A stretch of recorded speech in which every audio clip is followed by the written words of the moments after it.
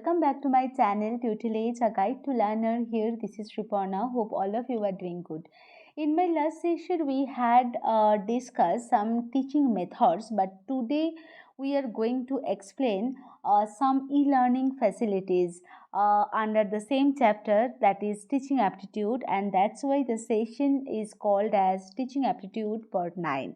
So let's start the session and move on the next. And here there are some topics which we will discuss today. So now move on the next slide. So first one is first e-learning activity is MOOC, second one SWAM, third one SWAM Prover, fourth one Consortium for Educational Communication, short form is CEC. Next one is e-Pathshala, and last one is NPTEL, that means National Program on Technology Enhanced Learning. So now move on the main slide and let's start the session. So now we are going to start the first e-learning facilities, that is MOOC. So at first we have to know what is the full form of MOOC. So now going to the full form thing, that is M for massive, first O for open, second O for online, and last one C for courses. Okay, so massive open online courses are online courses and that are available free of cost, totally free of cost. Okay, so it is free web-based distance learning program that is designed for large number of geographically dispersed students. MOOCs are modern online courses for many participants at the same time, and that's why it is called for massive. Okay, without access restriction, that means open, and this is a online courses. Obviously it includes videos, courses, suggested readings, online test, and that's why that basically that thing indicates the online courses. I think the massive MOOC thing, what is the story behind the MOOC, that is clear to everyone. Okay, so we have already told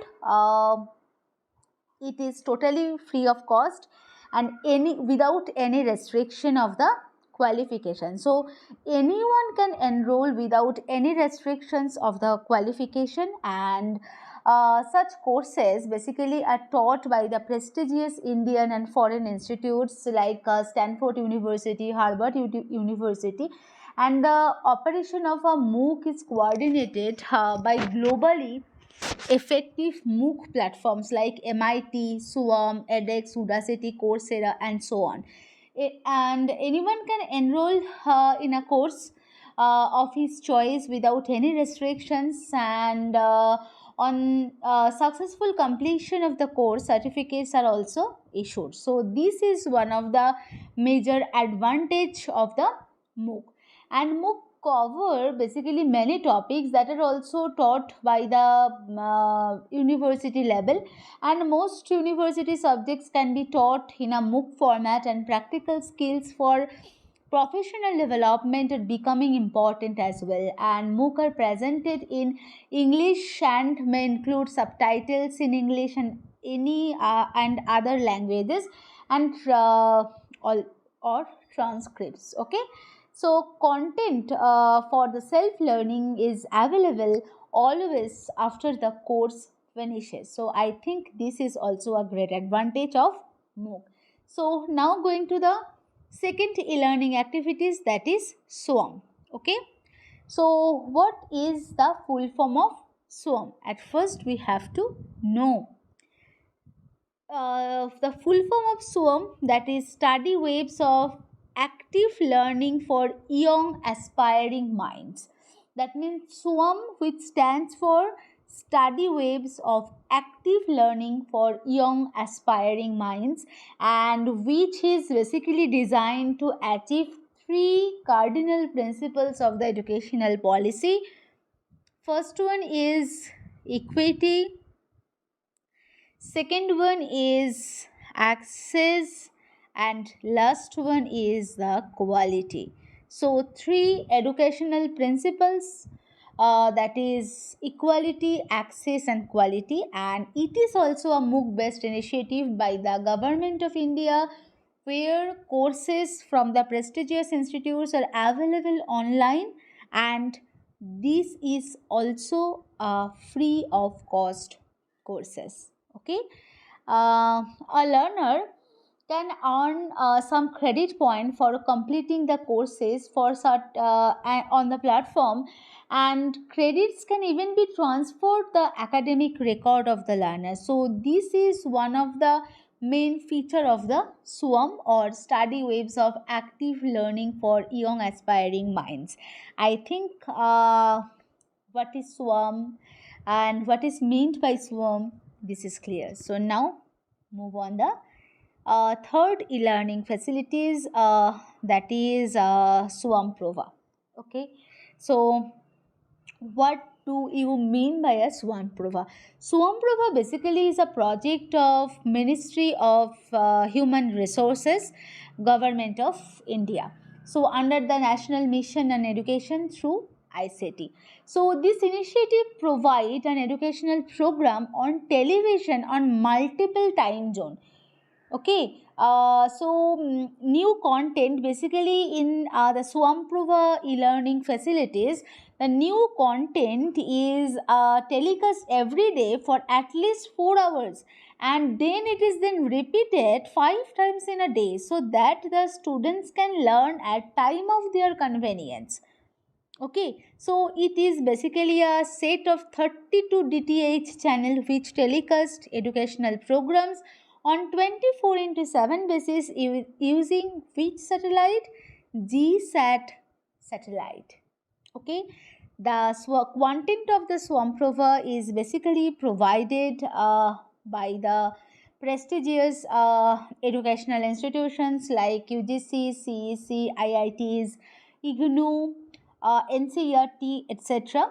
And the main website of the Swamprova basically maintained by the InflibNet Center, and all channels are dedicated to the school education and the higher education in subjects of sorry, languages, humanities, social sciences, physical sciences, mathematics, life sciences, and various engineering streams, agriculture, vocational and allied sciences, etc.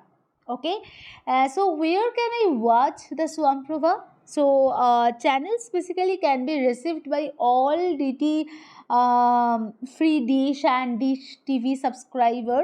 Also they are available on the Geo app. Okay, so government gives a coordinate stage and a free entry to web courses covering all advanced education, high school, skill sector courses, etc. So Swamprova, Swam and MOOC. Okay, so all are the online courses and which are available free of cost totally. And all Swam and Swamprova basically a initiative which is taken by the government of India. So I think this is clear. So now going to the fourth e-learning facilities, that is e-Pathshala. Okay, so e-Pathshala basically set up by the joint efforts of the Ministry of Human and Resource Development and NCERT. Okay, and what is the full form of NCERT?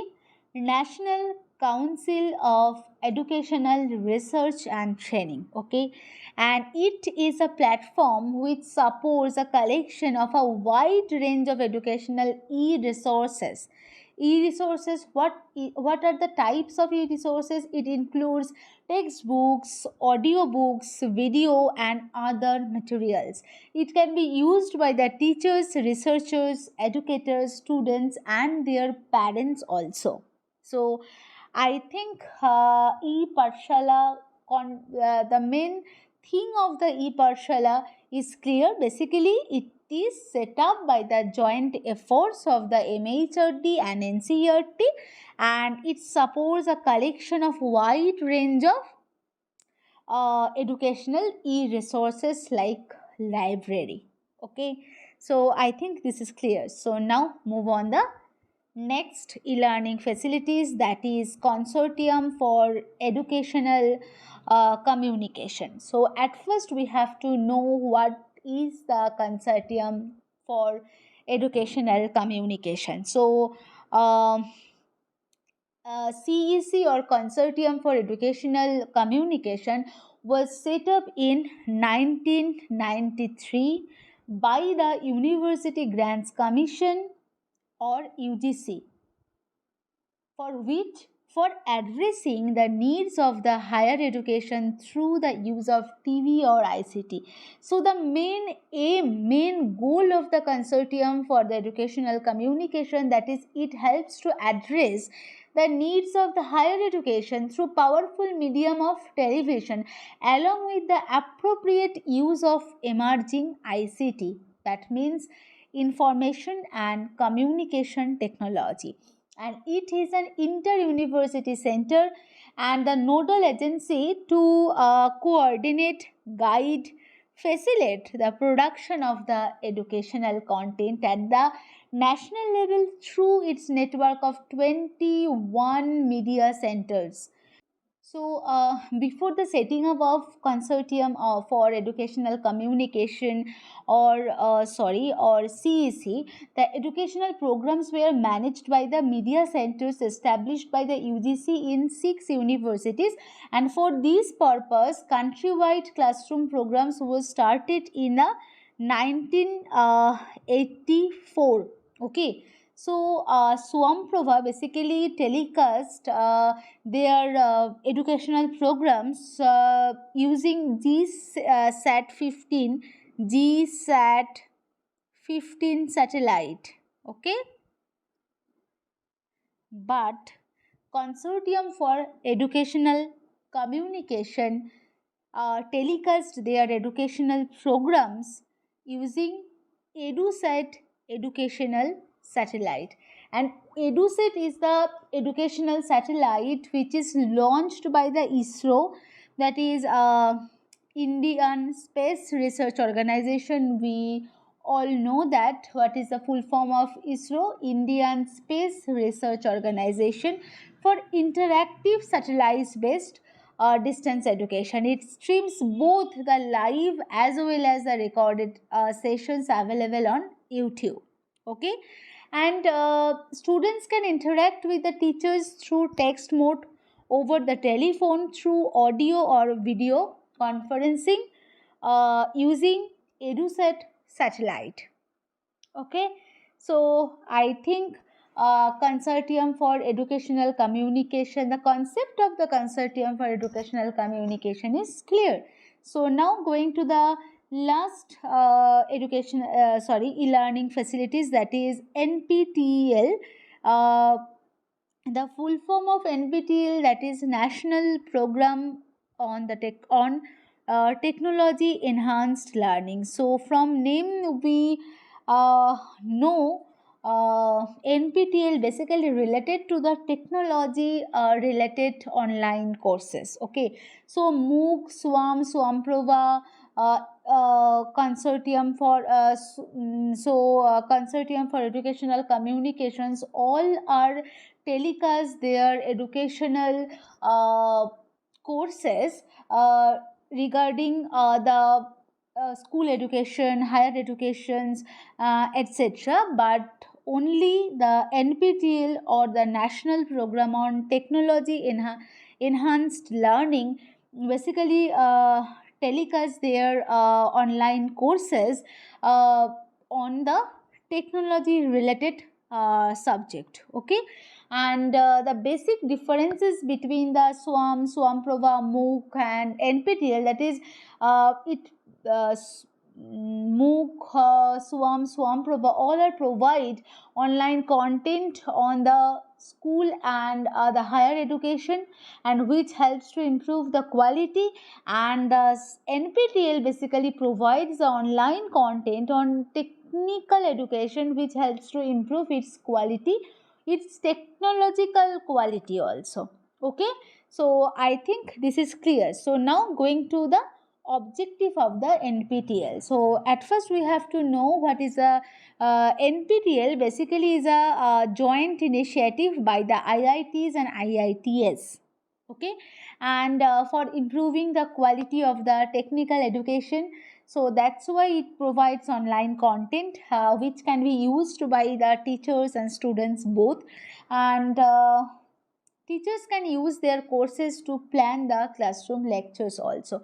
I think the main thing about the NPTEL is clear. So we are done for the today's session. I hope this session will be very helpful to everyone. So if you like my session, then don't forget to like, share and comment. Please do some support and subscribe my channel for getting more useful session. I will come again with a new session. Till then, stay tuned. Thank you to all of you. Happy learning.